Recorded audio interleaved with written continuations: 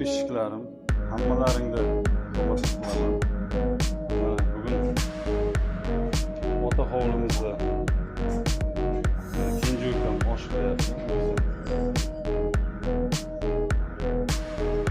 Kechqurun ham og'zocharga, ro'zadorlarga, ham aqqa. Mendan keyin ukam farzandi bilan